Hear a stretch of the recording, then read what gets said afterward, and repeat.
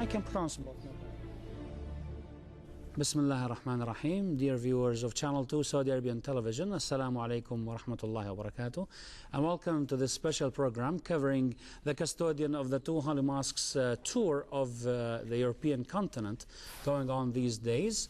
The first leg of the tour was in London in the United Kingdom. The second leg starts today with a visit to Rome, the capital of Italy, and later to a visit to the Vatican. And I'm very honored tonight to have with me in the studio two special guests, Mr. Diego Angoro, Deputy Head of the Diplomatic Mission at the Embassy of Italy. Mr. Angoro, welcome to the program. Thank you very much. Thank you very much. And of course, here to my left, Dr. Abdulaziz Turkestani, with King Saud University, specialist in business administration and humanities. Thank you very much. Thank you. Welcome to the show. Thank you very much. The custodian of the two holy mosques, as I said, King Abdullah ibn Abdulaziz, arrived in Rome actually today. And he will hold talks with Italian Prime Minister Romano Prodi and Pope Benedict XVI later at the Vatican. As a background to our discussion, now we'd like you to watch a report on Saudi-Italian relations.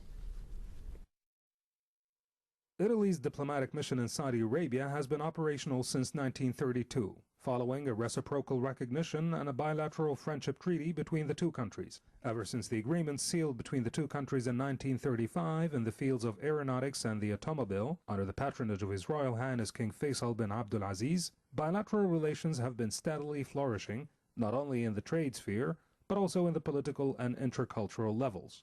The two governments coordinate politically and just about everything. The issues that concern the Kingdom of Saudi Arabia in our region and in the rest of the world. Italy has always displayed firm commitment and support of the Kingdom's efforts in joining the World Trade Organization and the establishment of a free trade area between the European Union and the GCC. We appreciate so much the fact that the King of Saudi Arabia in the last times was so assertive in the international scene.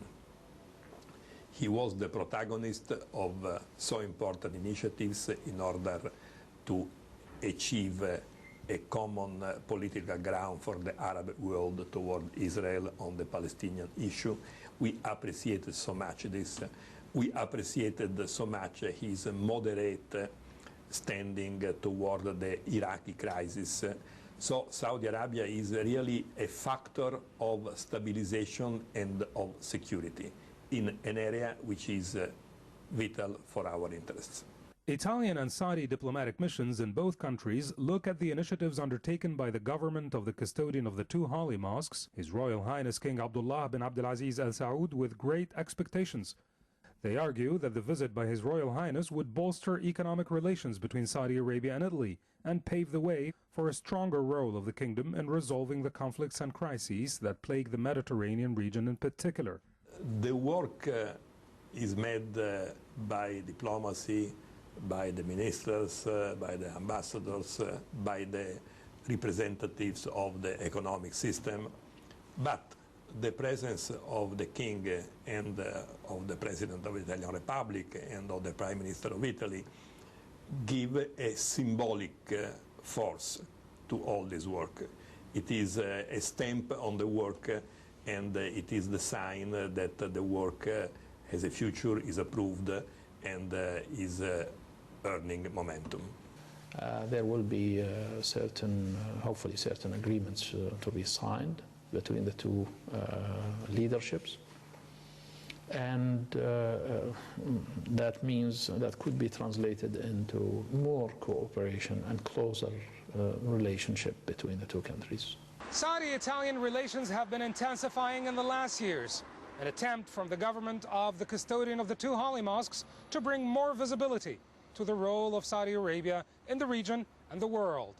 For Saudi Channel 2 in Rome, Qusay Al-Kadri. Thank you to our colleagues who have prepared this report. Again, introduce myself. I'm Anwar Habram, covering the Custodian of the Two Holy Mosques tour of Europe, and today we're covering the second leg of this tour, the visit to Italy. And Your Excellency, Mr. Angaru, the Deputy Head of the Diplomatic Mission at the Embassy of Italy in the Kingdom, when King Abdullah chooses Italy to be among the nations that will be visited in Europe in this important and historic visit, what does that mean for the significance of the relations between the two countries? I would say that this is a confirmation of a very long friendship. We have established contacts since very long ago, and this is a kind of continuation. If I see through the years the number, and this has been widely reported even by the Saudi press, that the number of reciprocal visits have been quite steady in the past. So I would say that it's very most welcome in Rome, and as a confirmation of this relation among the two states, and as a show, as a signal of this will to grow more with the European Union and Italy in particular. Dr. Turkestani, as Mr. Angaru said, Yes. the Saudi-Italian relations go way back to the beginning of the century, the last century, Yes. 20th century. Yes. Allow me to give a brief background about that. Please. Saudi-Italian relations date back to 1932, when Italy established diplomatic relations with the Kingdom of Saudi Arabia and opened a consulate in Jeddah. In 1933, the two countries signed a cooperation agreement. Late King Faisal visited Italy in 1933 when he was the country's foreign minister and met King Victor Emmanuel III. King Faisal visited the country again in June 1973. And in 1999, King Abdullah visited Italy when he was crown prince and met Italian President then, Carlo Ciampi, and Prime Minister Massimo D'Alema. In 1975, the then Italian President Giovanni Leone paid an official visit to the Kingdom of Saudi Arabia in response to an invitation from the late King Faisal. In 1984, the then Italian Prime Minister Bettino Craxi visited the kingdom and met late King Fahd and King Abdullah when he was crown prince. And in 1991, the Italian Prime Minister then, Giulio Andreotti, visited the kingdom. In 1997, Italian President Oscar Luigi Scalfaro visited the kingdom and met King Abdullah when he was crown prince. All this history, there's more of course, but all this history, Dr. Turkestani, how is it enhanced through the current visit of King Abdullah to Italy? Yes, thank you very much for inviting me today or tonight for this special program about the custodian visit to Italy. I think I also share with our guest here that it is a confirmation from our side as a Saudi to strong and to strengthen relationship between the Saudi Arabia and Italy. As a matter of fact, I personally was looking forward to this visit to confirm how much is the importance of the relationship between Italy and Saudi Arabia, from the social background, from the culture background, from the I can say when I visited Italy, actually I visited Italy 2 times. When I visit Italy, I can see the warmness of the Italy people treating me as a Saudi coming from Saudi Arabia. So we know how much is very important, and especially for me working in one of the universities in Saudi Arabia. I think later we'll talk about this MOUs that will be signed about the education and the research, which is I feel very happy as well that we can learn more from the Italy and from Italian great civilization and great history. So I also join the welcome of the visit to Italy. Yes. Thank you. Thank you. Mr. Angaru, let's begin with the political side of the visit. Obviously, there are very critical issues going on in the world these days, especially in the Middle East region. I know that Italy shares a lot of concern about, for example, the Palestinian issue, the Lebanese crisis. What will the leaderships of the two countries discuss during their meetings, and how are they going to handle such issues? I was very pleased to see that, as I say, the Saudi press covered very much this event and this visit, because this visit is a multifaceted visit, has some bilateral aspects, but as you say, has even some international issues at the core, at the center of it. I think that, I would say, the whole world recognized to King Abdullah the courage and the bravery to touch upon very sensitive issues such as Lebanon, such as the Palestinian issue, such as the great process of peace and how to restart it in the whole region, not to speak about, of course, the Gulf situation, speaking about Iraq, speaking about relation with Iran. So I would say that there is the whole spectrum of activities in this part of the world which has been touched with some courage and with some, I would say, sense of initiative. Yes. The King Abdullah Plan of 2002 is something which is an important piece of the very complex puzzle. The Arab Peace Initiative. The Arab Peace Initiative, which was approved in 2002, but has been reconfirmed and I would say renovated in the last summit of the Arab League in Riyadh last March. This is an important part of the scenario, and I would say that everybody in the world recognized to King Abdullah this effort, this commitment to do what can be done in order to recompose the situation which has been paralyzed for so long time. This is going to be discussed in Rome, lengthy, and is even on this point, I would say, is a continuation of what has been done in April when Prime Minister Romano Prodi visited Riyadh, and he made it on purpose, just for the, I would say, with the aim of recognizing to King Abdullah this role and this participation, active participation to the whole process.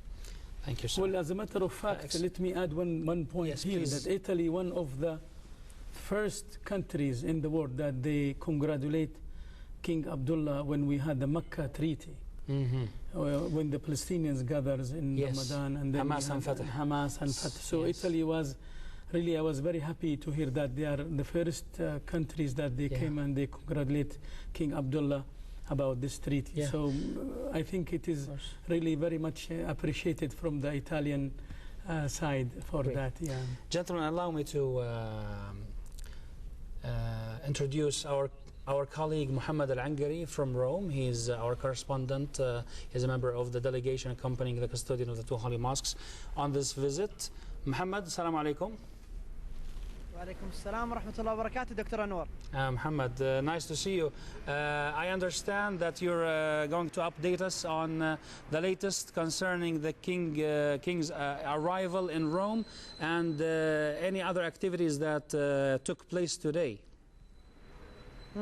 Well, actually, the custodian of the two holy mosques arrived today in Rome, and he was welcomed at the airport here in Rome by the Prime Minister of Italy, and later on they went and ate dinner together. And of course, tomorrow he's going to meet the Pope, which is a historical thing, because he's the first Saudi monarch ever to visit the Vatican and to meet the Pope. Yes, Muhammad, do you have a special guest with you tonight for us? Yes, of course. Right now we're having Mr. Talat Wafa. First of all, welcome to the show, and I'm really sorry for keeping you wait. I know you've been awake since the morning. Thank you so much for giving me this opportunity. First of all, the custodian of the two holy mosques first went to the United Kingdom, and now he's in Italy, and he's going to move on to Berlin, and then he's going to go to Turkey. What is the purpose? What does the custodian of the two holy mosques seek from all these visits around Europe? Well, there are more than one factor for these visits. First of all, the bilateral relations between us and these major countries in the world.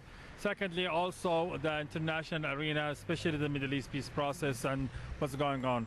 So for in the part of the bilateral relations, as you know, that the Kingdom of Saudi Arabia currently is in a booming era.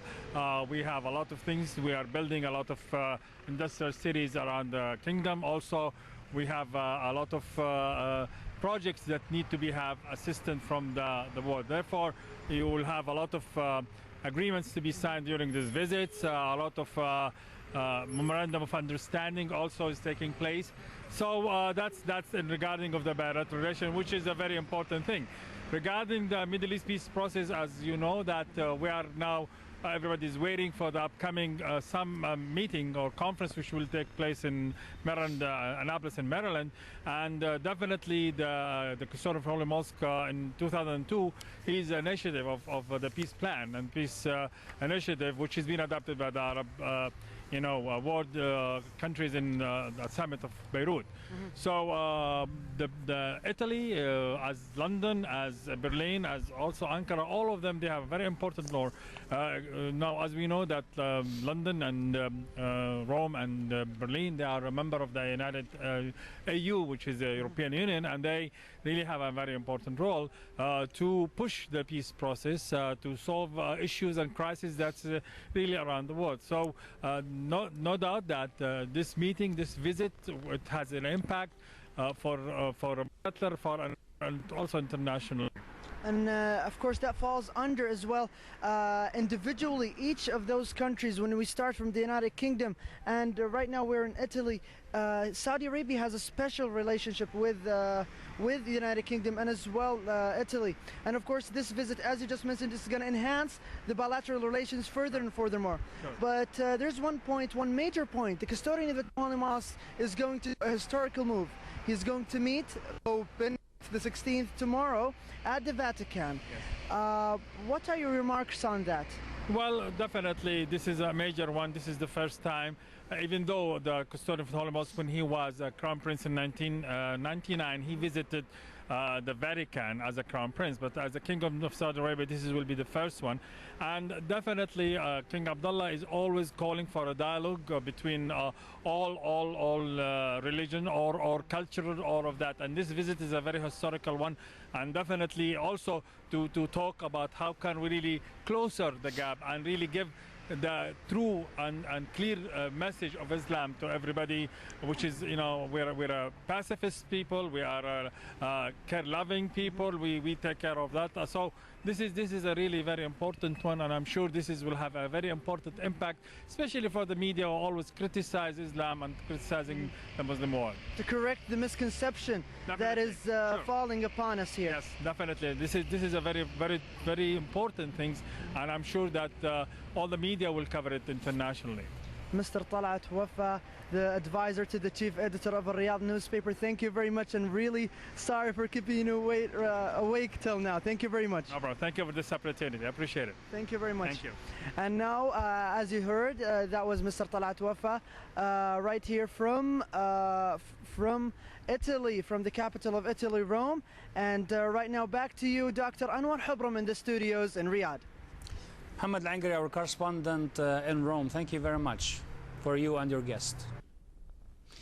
Gentlemen, allow me to introduce our guests via satellite. They're ready to join us now. Yes. Mr. Pierre Balagnan, a journalist in Rome. Welcome to the show, sir. Thank you. Thank you. And Professor Kamal Wazni, a political analyst from Beirut. Welcome to the show.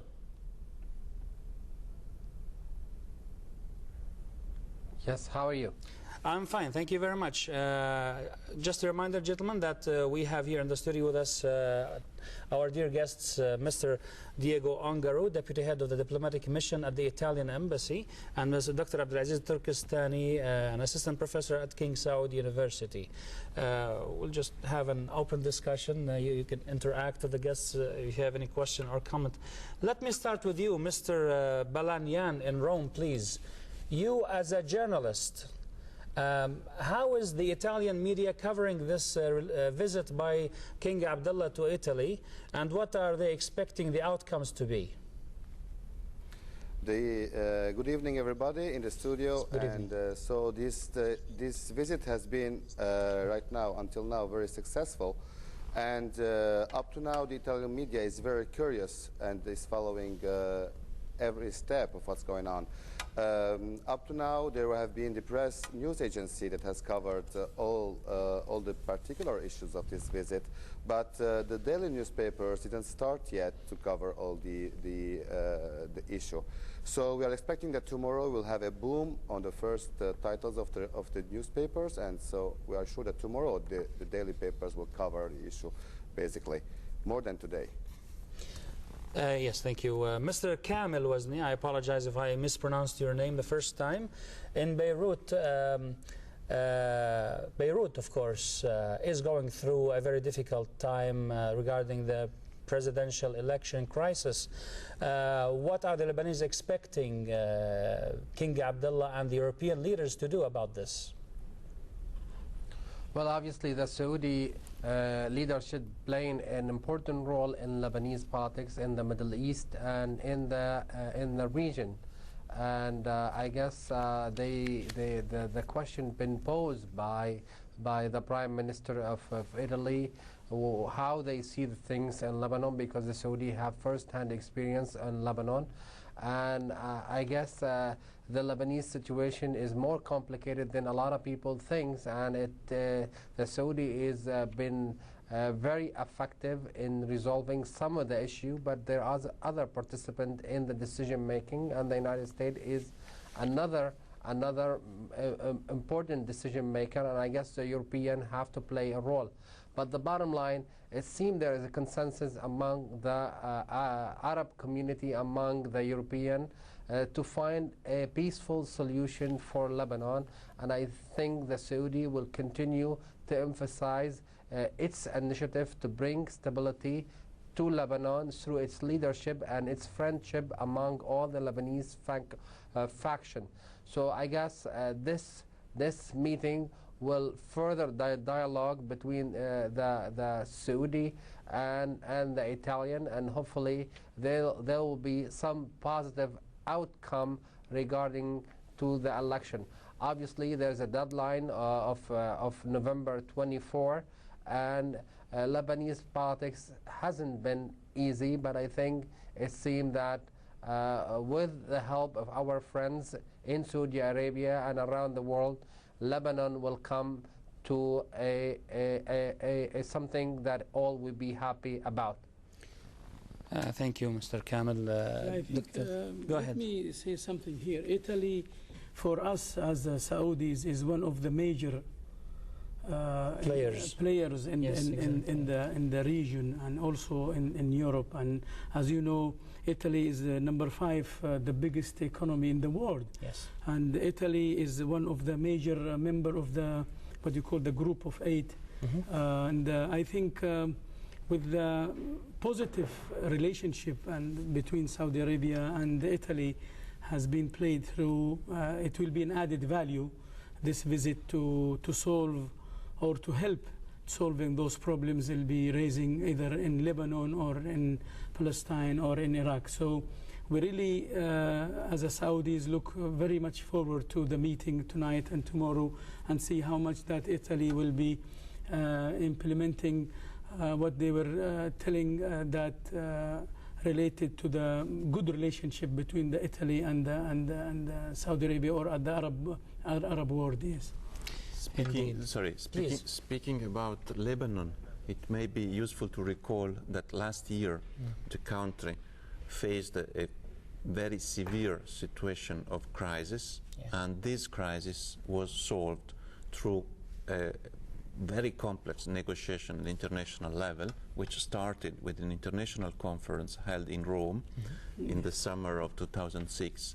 You're talking about the aftermath of the war, well, it was the beginning of the beginning of the end. Of the end, yes. Was not the end. Yes. Was not the conference where the ceasefire was declared, but was an international conference of some relevance with the UN Secretary General, with all the major actors, international and regional, who attended, including His Royal Highness Saud Al Faisal, the Foreign Minister of the Kingdom.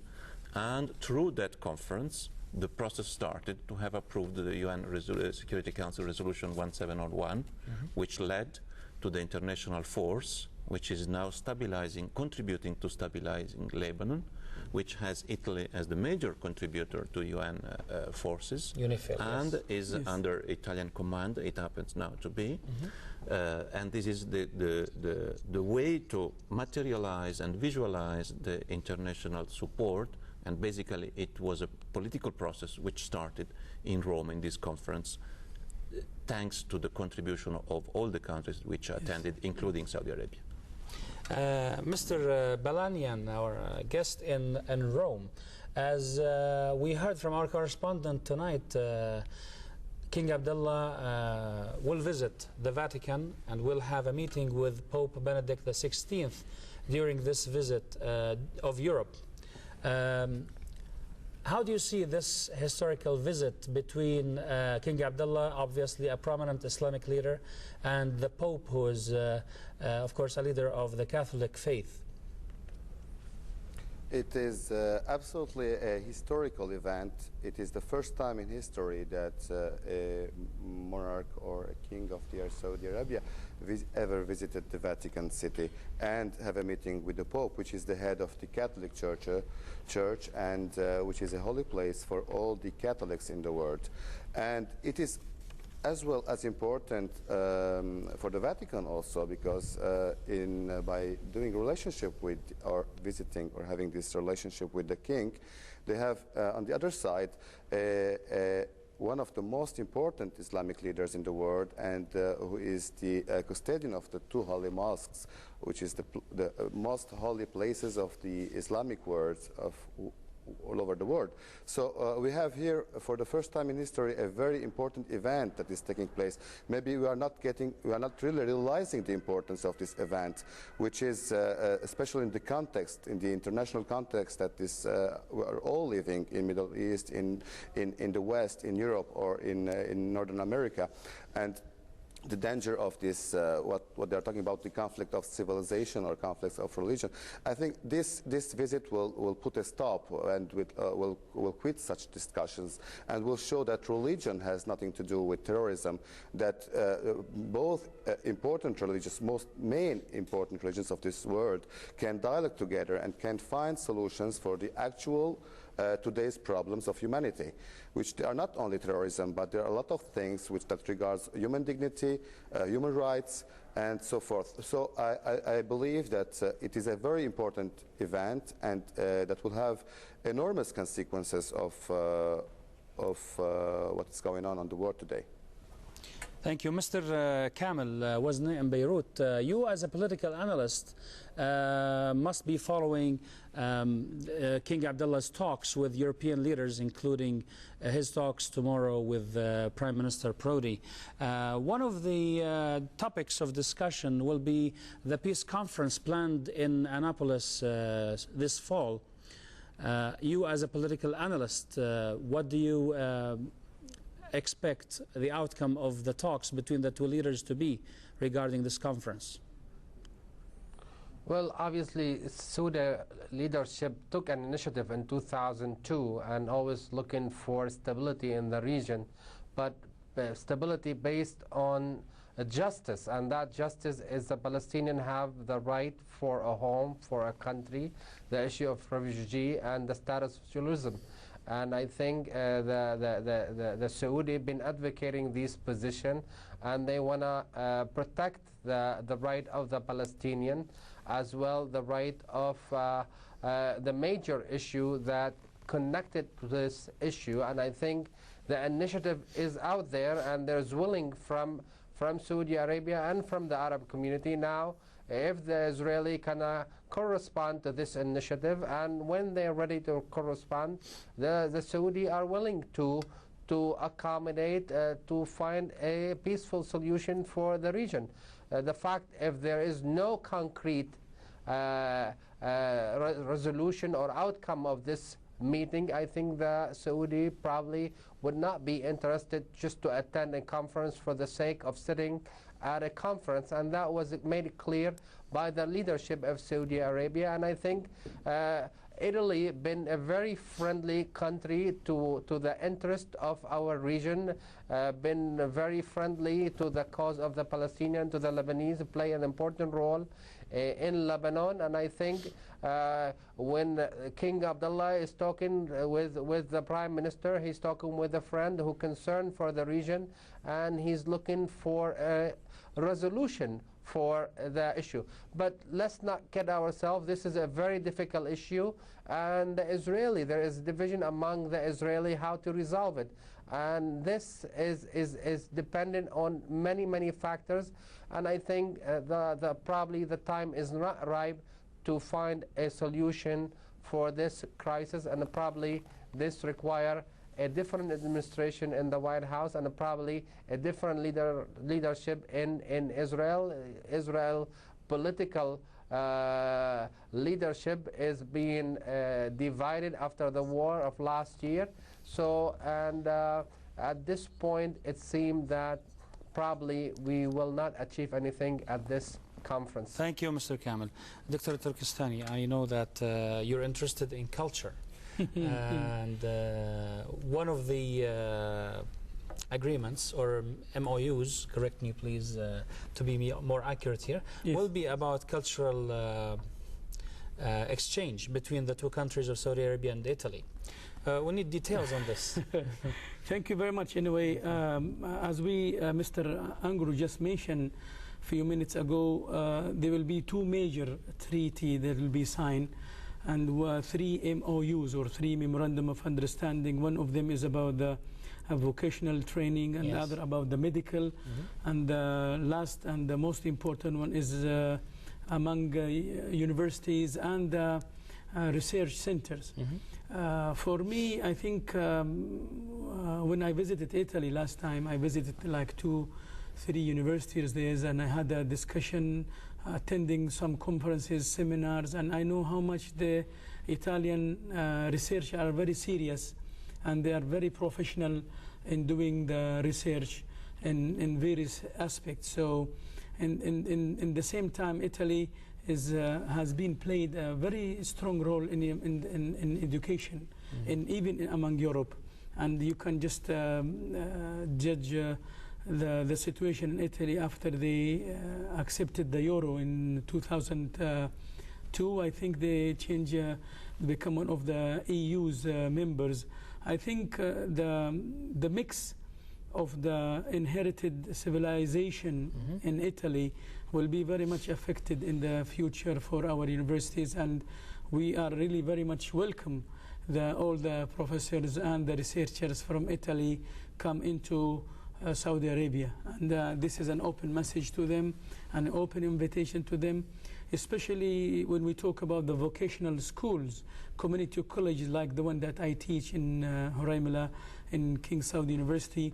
We concentrate in our 8th development plan of Saudi Arabia that vocational colleges, vocational trainings, and Italy one of the best in the West. I think that the area of humanities is very important for cultural exchanges, but nowadays the area of technology is a priority. Yes. And I think that a young and courageous country like Saudi Arabia will make a big effort in developing these new capabilities through centers of research and universities like the new one which the King just announced, the King Abdullah University for Science and Technology. Yes. I think that the ambition of this program is really great. And I hope that what already exists, such as the King Abdullah City for Science and Technology, can develop in this university, creating a real campus where, for instance, research in satellite technology, which Saudi Arabia is developing, can reach a level of fitting into the international arena. And this is an area where work can be done and project can be developed. And I really hope that researchers from Saudi Arabia can join Italian and French in programs like satellites, which happens to be one of the priority. In Europe, there are programs like Galileo, for instance, which is something which will create a new generation of technology on capabilities just to create the new GPS, just to mention the most famous part of it. And there are many fields of application of this technology, and Saudi Arabia can fruitfully join these kind of efforts in the future. Indeed. Well, I can add also one point. We have so many interesting points that we can learn from Italy when we talk about agriculture as well, industry and technology, as you mentioned, cultural relationship, music and opera and sports as well. I remember we have one of the famous Italian player. He played in Jeddah. Now he is the coach of Italy, Donadoni. And we have also the media, archaeology, architecture. I think so many things we can learn from Italy. I have so many information here that we prepare in order to tell the audience here about how much is important Italy for us as a Saudi in so many aspects. So I think those MOUs in the humanitarians and also universities, vocational health, it will be very much helpful, and we are waiting and will be very happy to have it. Well, actually, I will tell you an anecdote that I had a couple of delegations ready to go to Italy, and I stopped them because first the king has to go and the memorandum has to be signed, and then these missions can go. So they were eager to go even before, and then we agreed that it was better to wait until the memorandum is signed, and then they will go. But they are really with a ticket in their hands and ready to go, because I mean, as you say, there are many fields in which activities can be implemented and developed. Of course, Italy, in addition to being one of the rich cultures in terms of also old civilization, it's also a Mediterranean country. And if you look carefully at Italian culture, there are some similarities between Italian culture and Mediterranean Arab countries. In a way, in history and culture, the Red Sea is a part of the Mediterranean. I mean, since ever, the sea culture and the sea route of the Red Sea was linked to Mediterranean. Indeed. And speaking about technologies, we have recently launched on the Sicily Channel a way to control the sea routes with a system, an integrated system of radars and a console of controlling. It's like air control for the safety on the sea routes, like marine traffic. On the marine traffic, and this is something which could be applied on the Red Sea in order to be sure that all the traffic is going on safely, and with a centralized control in order to know where the ships are. And those are kind of fields where cooperation can be established very fruitfully. A great technology, and I think the Red Sea even needs it more because it's a narrow sea. Not as big as the Mediterranean. Mr. Kamel in Beirut, I'd like you to give us like a brief analysis of King Abdullah as a political leader, you know, with all his visits to European countries, Asian countries, countries in Northern America and South America. He's a very active international leader now with visits to so many countries. Give us your view of King Abdullah as a political leader. Well, obviously, we can say that King Abdullah is a visionary leader who want to put Saudi Arabia on the map, and he's using the new added wealth and the new development in Saudi Arabia in every step, in every direction. He noticed that Saudi Arabia was taking a backstage in diplomacy. Now Saudi Arabia is an important and the most important political power in the region and need to be assertive, and that they're taking the role to be assertive, and that's why you see the king is very active, going from one country to another country and open dialogue, open channels. Especially after September 11, there was some backlash. The Saudi have to define themselves, who they are, how they can fit in the region and how they can connect with the world. And the king is playing a very important role, very positive role in this diplomacy. In the other step, which I think this will be the signature of the king, he's looking at the future, and he knows that the biggest investment in Saudi Arabia is investment in human capital. That's why the king is investing so much money in education, in technology, in building all these cultural connection between Saudi Arabia and the world.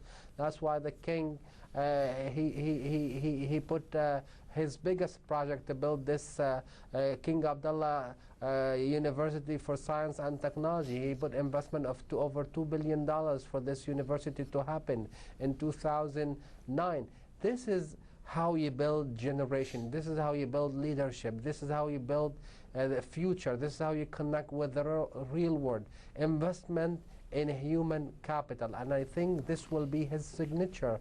The education, the revolution that he's making in terms of building all these infrastructure, that Saudi Arabia would not depend on oil and oil by itself. It depends on many variables and become a country that has manufacturing, has industry, has university beside oil. The fact that oil has risen so much in the past 4 or 5 years, Saudi Arabia is taking a good opportunity in knowing how to allocate these resources, because in order to be very effective in the world, you have to doing what the king is doing, building these channels of communication with the world.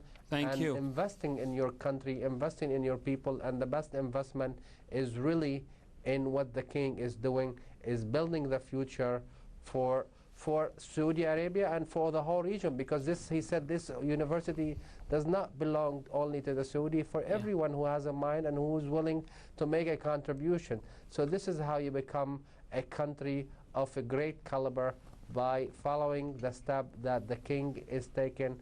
And I think the future will tell a lot about how this will change Saudi Arabia and the image of the whole region by continuing doing what the king is doing right now. Indeed, King Abdullah declared the new university as an international center for research for science and technology. Mr. Melanian in Rome, in 2006, the kingdom's imports from Italy amounted to $2.6 billion, while the kingdom's exports to Italy amounted to $5.3 billion in the same year. Obviously, the trading partnership between the two countries is already strong, but how can the two leaders even enhance it further? Actually, the trading between the two countries has reached something around like $9 billion actually, and they're increasing. The total of that, yes. Italy has shown a lot of interest toward, Italian investors has shown a lot of interest in investing in Saudi Arabia, and I believe that there is a lot of sectors that can be, where the cooperation can be enhanced: health, education, vocational training, besides other fields of technology that Italy has shown to be in as a leader position. And so I feel that Italy and Saudi Arabia can enhance even better their relationship. And tomorrow there will be a meeting of the Italian investors, immediately after the meeting or before the meeting with the Italian Prime Minister Romano Prodi, and this issue will be discussed in order to encourage a more intense economical trade relationship between Italy and the Kingdom of Saudi Arabia. Anyway, now we are in the heart of Rome, few meters from the residence in the Ambasciatori Palace Hotel, which is very close to the residence where the king is, the custodian of the two holy mosques is staying, and on few distance from the presidential palace, the Quirinale, where now the king is having a dinner with the president of the Italian Republic. Yes, I saw pictures. So we are very happy that of this palace, the Quirinale. Beautiful palace, yeah. You're looking at live pictures from Rome now, dear viewers on Channel 2. Mr. Angaro, help me out here, please. Is that the presidential palace we're looking at? No, we are now looking at the residence where the custodian is staying tonight. Okay. Yeah, okay. But the Quirinale is the Quirinale is the building where is the official residence of the President of the Republic, and this is a very old palace. I mean, all Rome is quite, we say, the eternal town, and many of the buildings have at least 300 or 400 years. So for us, instead of building new houses, we just restore the old ones, and I mean, this is a kind of aesthetics of downtown in the old Europe. And I would say that particularly in Rome, this is a specific feature. But one of the main important materials to build this house is marble. And marble can be a sector, just to come back to our previous discussion, where we can cooperate a lot. What happened now is that Saudi Arabia used to import marbles from Italy. Italy is very famous for marble. Yes. But on the chain and on the technological chain, what can be done is to improve the use of local marbles, because even Saudi Arabia is rich in marbles. So the technology to exploit properly local marbles or stones or granite, I mean, all the, you know, the spectrum of materials you can use for building houses, and housing is one of the sectors which is booming in Saudi Arabia, can be developed using appropriate technology. Now, we were speaking about the import and export between the two countries. Well, half, actually 46% of export of Italy to the kingdom are machineries. And machineries means from the machinery who plies paper for food packaging to machineries to process agricultural products, to machineries that can cut the marble. So the use of the appropriate technology and the right machineries and the training linked with the use of these machineries show you the path toward a transfer of technology. After all the improvement and increase on export and import can lead to a transfer of technology of which the kingdom can benefit. And this I really foresee for the future such an advantage for the kingdom out of this process. Well, as a matter of fact, for our viewer here is that Italy and Saudi Arabia has more than 33 major projects now going on. Joint ventures. Joint ventures between Italy and Saudi Arabia. 2006, a Saudi-Italian company has been established, or if we can call it a company, actually it's a corporate organization. Mega companies, and we are waiting for this company, inshallah, to be implemented. So many activities in the field of agriculture, industry, and training, and after-sales services. As a matter of fact, we in the 2006, when the Saudi-Italian businessman board has been established, we can see a lot of business going on. And now, with this custodian visit to the Italy, I think after they sign these treaties and the MOUs, we will have the green light, and for both businessmen between Italy and Saudi Arabia to accomplish what they have been planned. And just Mr. Angro has mentioned that he's holding so many businessmen going to Italy. So I think those technologies, and by the way, Italian businessmen, Italian professionals, Italian technicians are one of the best in Europe. And I had a friend Saudi friend who used to live in Italy, and when I asked him about the Italian labor, for example, he said he is one of the most professional laborers. So they are very hard working, and they have to some extent, some similar warmness of the Saudis and the Italis, I can put it this way. So I think this all that's the Mediterranean blood. It is a Mediterranean blood. So we will feel very happy and eager to waiting for those plans to be accomplished when we talk about the business between two countries. Yeah. As a summary then, if the two countries are successful in matching the needs of Saudi Arabia and the technology available in Italy, if the two countries are successful in matching these two sides, then business will be booming between the two countries. We are approaching the perfect balance, because we are huge importers of Saudi oil, and the technology which we are exporting is happily increasing, and so the gap between these two volumes is narrowing, and the data of this year are going on that direction. One of the most important technological exports are helicopters. This is a niche of excellence for Italian technology, and we are very proud of it, because in a very short time, even the presidential fleet of the United States of America will be made of Italian helicopters, and this is, I would say, a proud position of a specific technology, because to make an helicopter, and a modern helicopter, is not for everybody, I would say.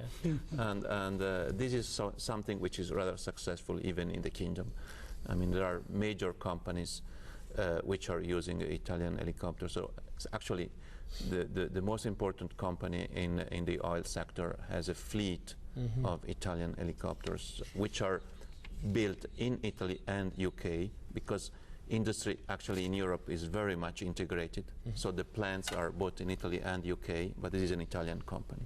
This is a good time to take or to pause the discussion for a few minutes here and watch a report on Saudi-Italian economic relations.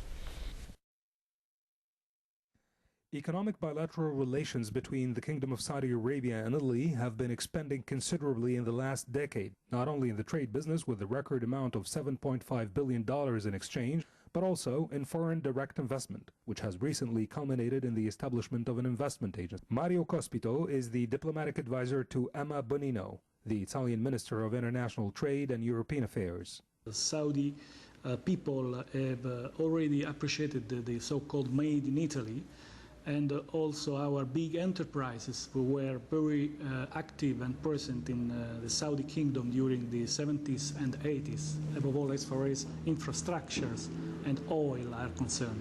The two countries' main bulk of exchange covers a wide range of products and goods.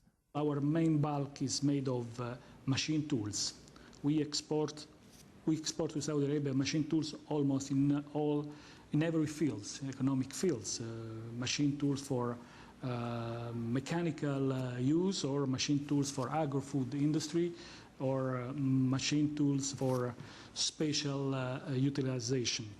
And we export as well pipes, because of course, because of your needs of pipes in the industrial and residential sectors. According to Mr. Cospito, Italian officials and business owners have been closely watching Saudi economic reforms, and he projects that this would eventually trigger bigger investment in the kingdom.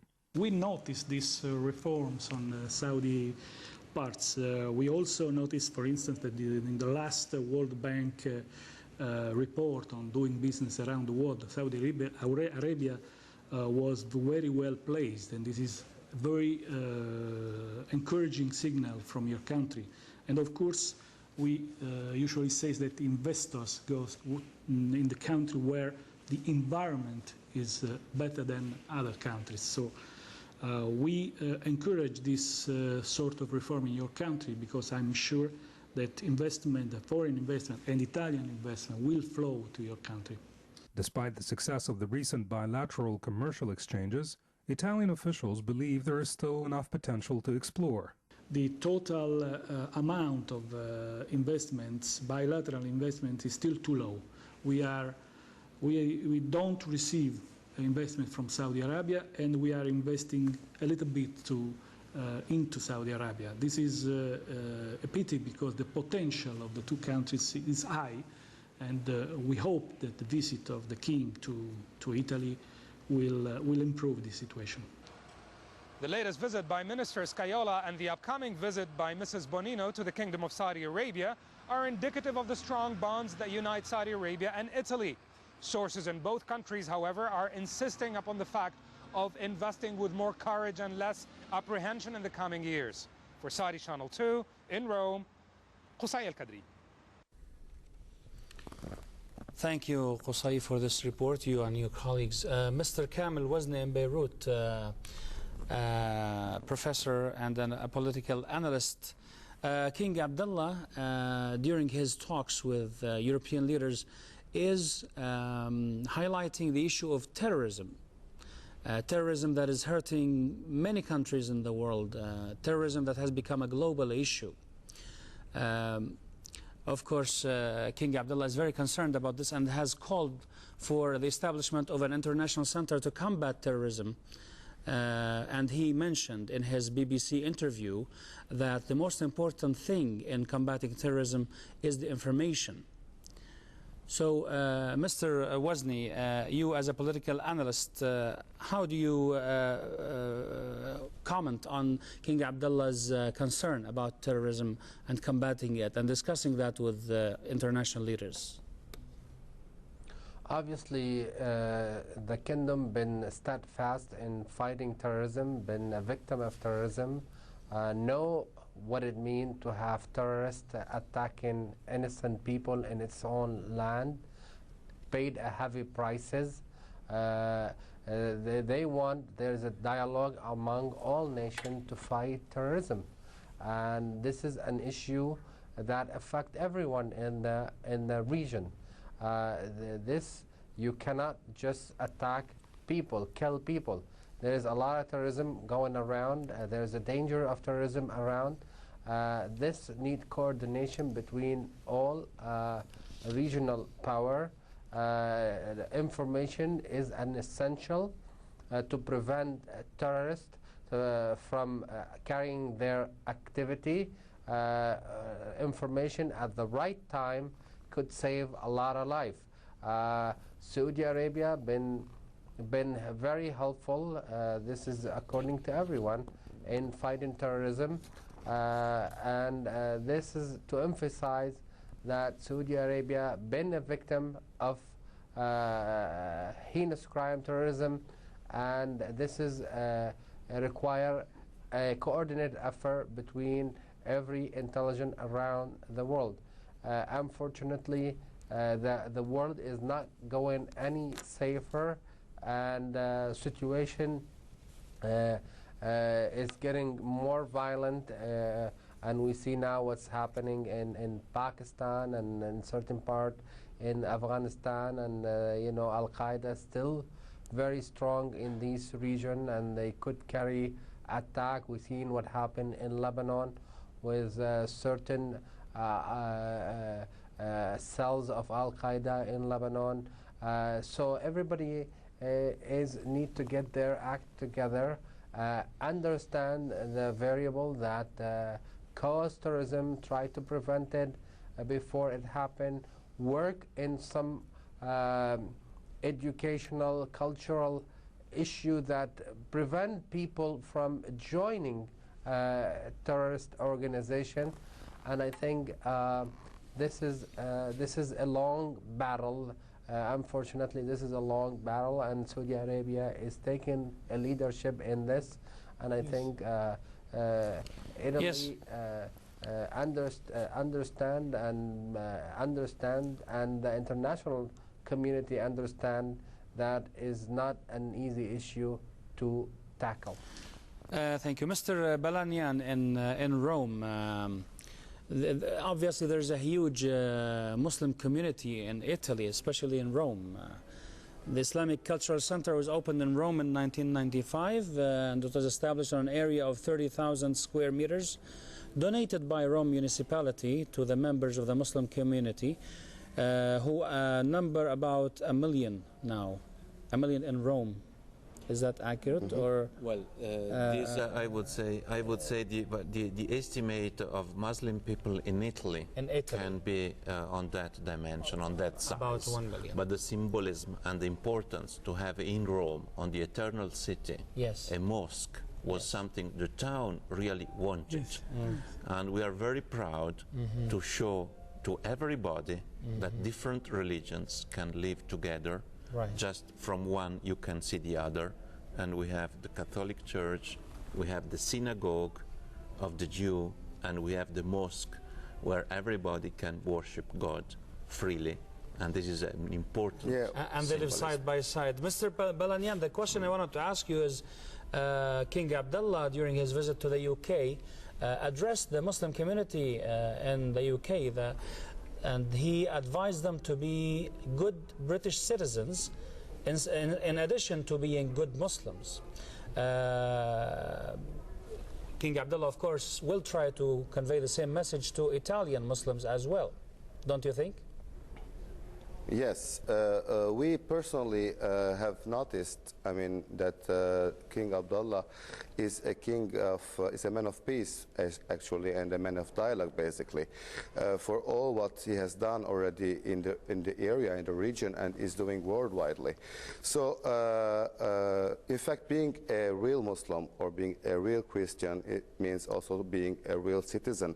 So the problem is not this, and recently the experience has shown the important role that the Islamic community has in dramatic issues, like, for instance, the Italians kidnapped in Iraq and Afghanistan. And we all noticed the role that the Islamic community here in Rome, basically through the cultural center and the big mosque of Rome, has done in order to help and save those people that were kidnapped in Afghanistan and Iraq. So we are Rome has been always a cosmopolitan city and has known how to live peacefully with other religions and cultures, not only the Jews in the past, but also now the Muslims and the Christians. So these three communities, these three important religions, are living together and working together, and they're making part of the same mosaic of the same society.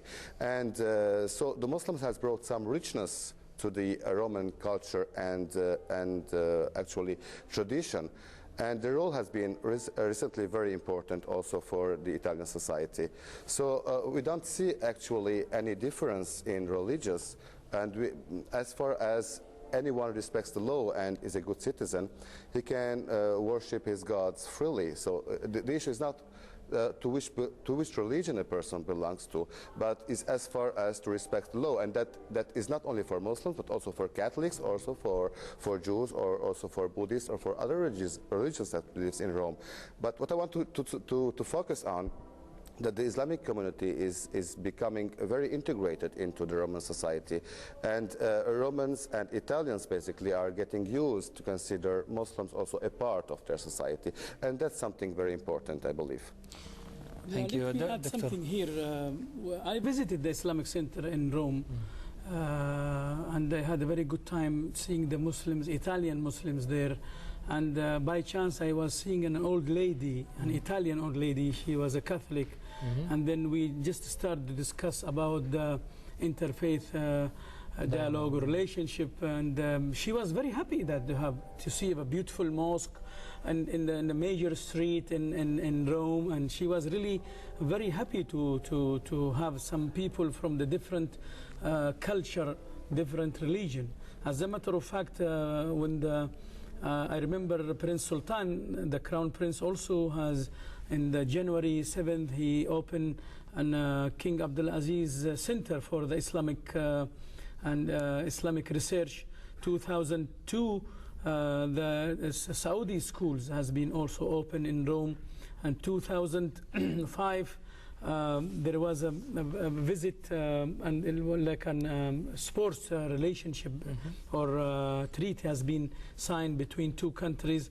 There was actually an agreement signed between welfare, youth welfare in the kingdom and the Football Federation of Italy. Well, so I think we will not talk about the clash of civilization. We will talk about the tolerance. Yes. We'll talk about the interfaith relationship and the culture relationship, and Italy is one of the very good example of the showing the tolerance of the human peace in the world. Your Excellency, as one of our guests mentioned earlier tonight, investment in the human factor is the best investment. When you send students to study abroad to advanced or developed countries such as Italy, advanced in terms of technology, in terms of culture, what do you gain as a country, as a developing country such as Saudi Arabia? And what is the level of cooperation in terms of exchange students between the two countries? I would say that this is a sector which needs a boost. I have to regret that the Saudi embassy in Rome in this moment is not having a cultural attaché, a person which can support these kind of programs. And the particularity of the Italian system of universities is that they don't work for profit. So they don't go around the world to grab students to make profit. They just stay there, and they're very glad to receive students. So I really hope that the King Abdullah Scholarship Program, which envisage to develop a program in Italy, can grow up and effectively establish a bridge with these universities and send students. Because, of course, there is a big cultural difference. There are differences in religion, in faith, in just daily habits. But I think that this is something which enrich everybody. I mean, my experience in this kingdom is enriching myself. And the same would be for a student, like a Saudi student going to the Italian university. At the beginning, it will have a little bit of trouble to adapt to a different situation. But then, and this is the vision of the program, it will make profit not only on the matters which he will study at the university, starting with the language, but also on the comparing different way of lives. This is, as you say, the most enriching experience in exchanging experiences and knowledge.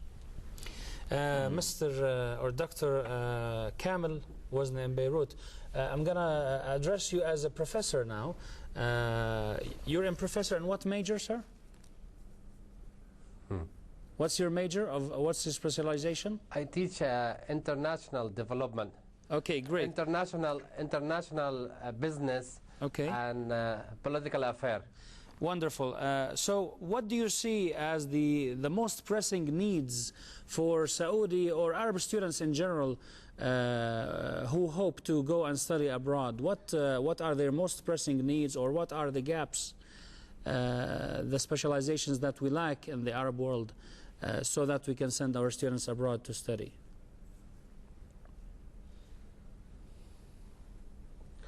Well, obviously, I think every university around the world, even in Beirut, when I taught in the United States, I taught for 10 years in New York at the City University of New York, and I had a lot of Saudi students.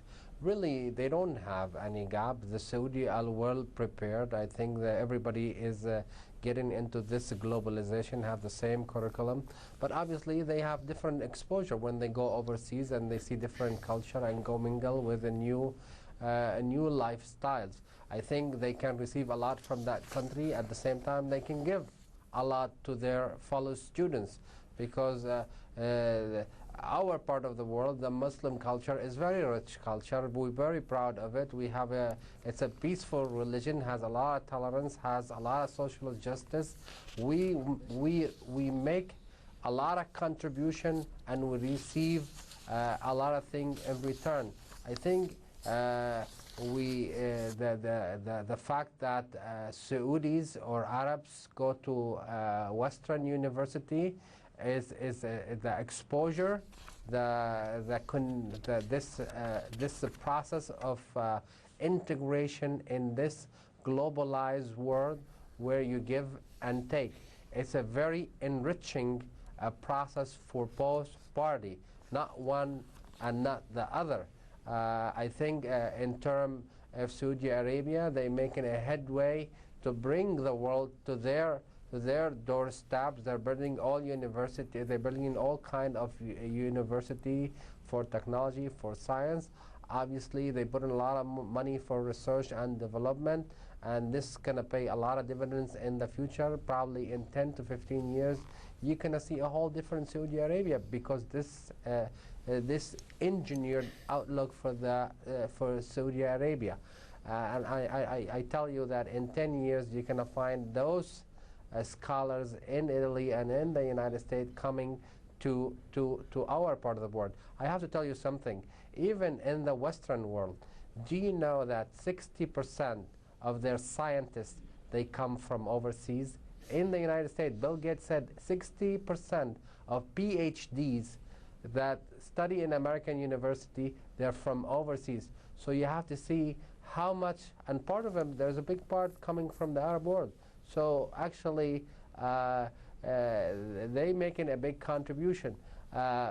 So I think in the area of science, in the area of technology, in the area of medicine, there's a great need for development, and I think the years to come is going to be very promising for this culture to know each other very well firsthand, and not to follow certain propaganda as it did when I was teaching in New York after September 11. Yes, Mr. Balanian in Rome, when you see a large delegation accompanying the custodian of the two holy mosques, including His Royal Highness Prince Saud Al Faisal, the Foreign Minister, and His Excellency Dr. Ghazi Al Qusaybi, the Minister of Labor, and other ministers and officials, what do you think when you see such a big delegation accompanying the kingdom? I mean, I personally I'm very, very happy, because we noticed that there is a big interest in this visit. So a big delegation means a big interest, first of all. And then it means also a big possibility of people to get together, to talk together, to exchange views, and to understand more each other's. So I'm personally, and I believe most of the Italians are also so happy to see a huge delegation coming to visit their leaderships.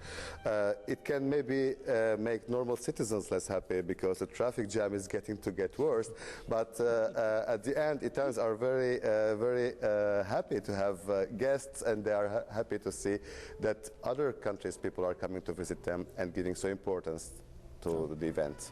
Of course, it's an opportunity for Italian people to show their hospitality toward guests coming from other countries.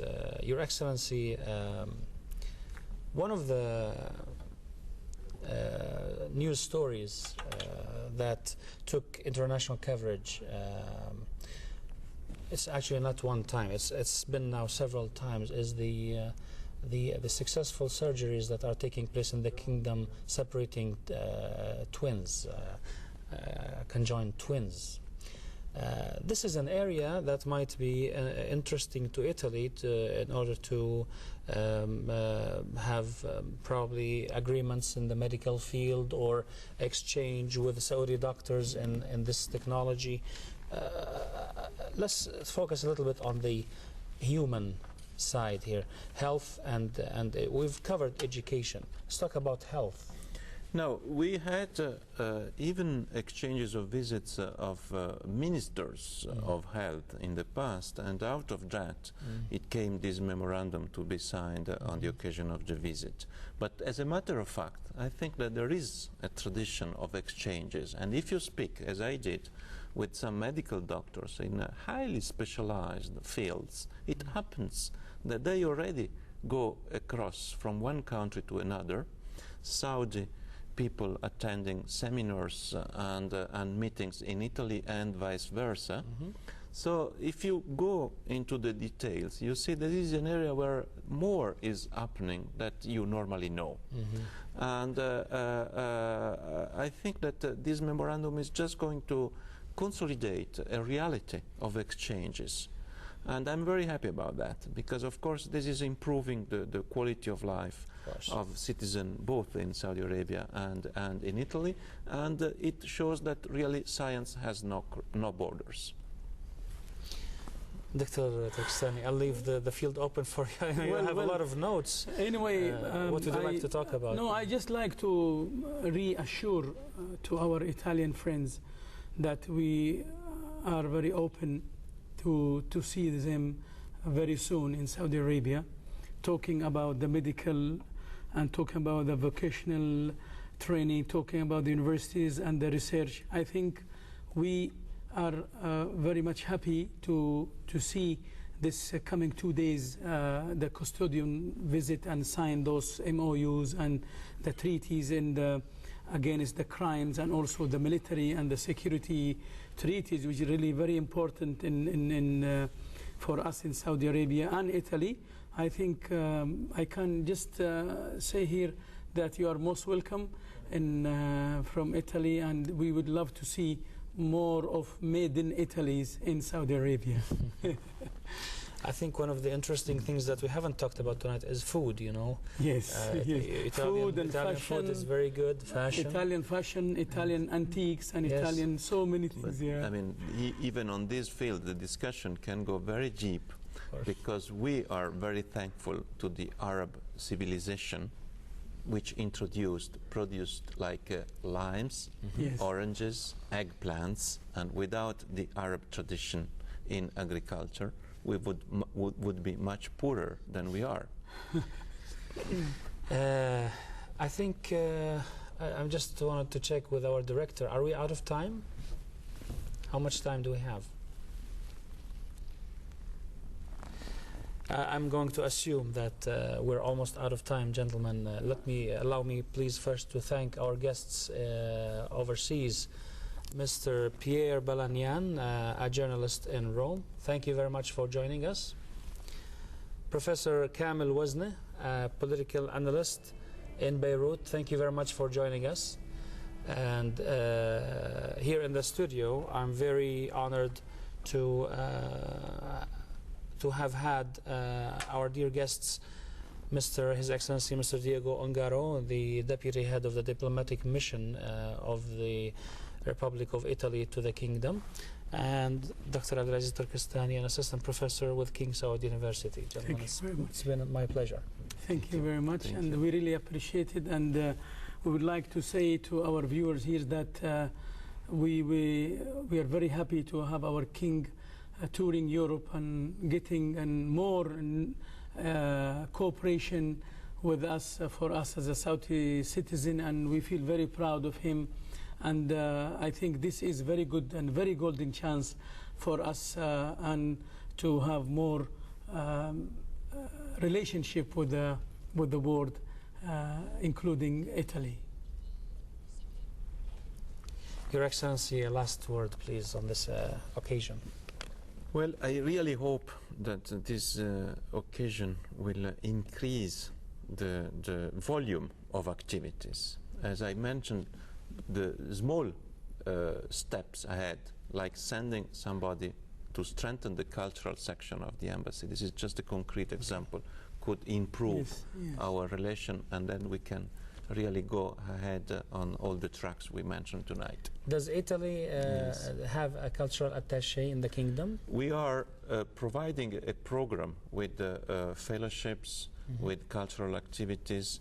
For instance, the architect who made the project for the mosque in Rome was here invited by the embassy, and he gave a lecture at the King Faisal Center last year. So there is a program here. But this is done by the embassy itself. Yes. Obviously, Angro, this sector needs to be elevated. Yes, I think by both countries. We will personally, I will give this message to our people in the Ministry of Higher Education in Saudi Arabia, and I'm sure that as much as we live in the West, and how much is the importance of having the cultural attaché in Italy, and of course, cultural attaché, it is one step forward to have more students from Saudi Arabia into the Europe, including the Italy. Yes. And we'll make sure that we will send this message to them as well. Yeah. Finally, ladies and gentlemen, I'd like to thank you for watching our program covering the custodian of the two holy mosques' visit to Italy on his current tour of Europe. The second leg is in Italy. The first one was in the United Kingdom. That will be followed by a visit to Germany and finally to Turkey before returning home safely, inshallah. I am Anur Habram thanking you and thanking Director Muhammad Arfaj, Mr. Ali Shamri also from the production and preparation team, all the technicians. We hope to see you again soon here. Assalamu alaikum wa rahmatullahi wa barakatuh.